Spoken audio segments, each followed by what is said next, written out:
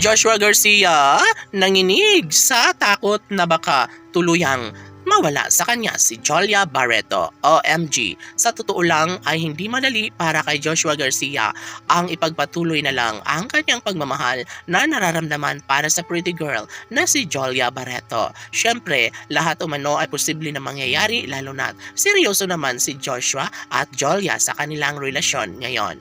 Never umano na magpapaapekto ang dalaga at binata. Never na mawawala ng pag-asa si Joshua at Jolia lalo na't pinapatunayan nila sa isa't isa na sadyang love na love pa rin nila ni Joshua at Jolia magpahanggang ngayon ang isa't isa.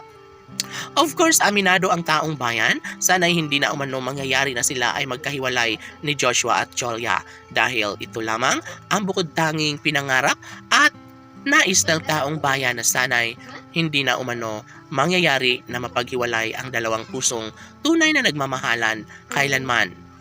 Lahat ay posible na mangyayari lalo na't ito lamang ang isa sa pinakahinihiling at pangarap ng lahat. Sabi nga nila na hindi magbabago ang pagmamahalang tunay ni Joshua at Jolia. Never na mangyayari na sila ay mapaghiwalay ng tadhana lalo na't ito lamang ang isa sa pinakahinihiling at pangarap ng lahat. Sabi nga nila na si Jolia Barreto lamang ang deserve sa pagmamahal ni Joshua Garcia.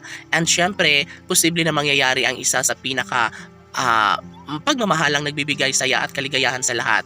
Aminado ang mga fans ng Joshua Love Team na minsan na umano silang nawawala ng pag-asa ngunit patuloy pa rin umano nilang ibinabahagi ang magandang pagkakataon. Sana'y mangyayari ang pagkakatuluyan ni Joshua at Jolia lalo na't mas lalong tumitindi ang usap-usapan ngayon na baka mauuwi lamang sa wala ang lahat. Kaya naman, sana'y hiling ng mga netizens na sana'y hindi naman nila paglalaruan ang relasyon. Dito, nagsimulang nanginig sa takot si Joshua Garcia na baka tunay nga na wala na siyang pagmamahal.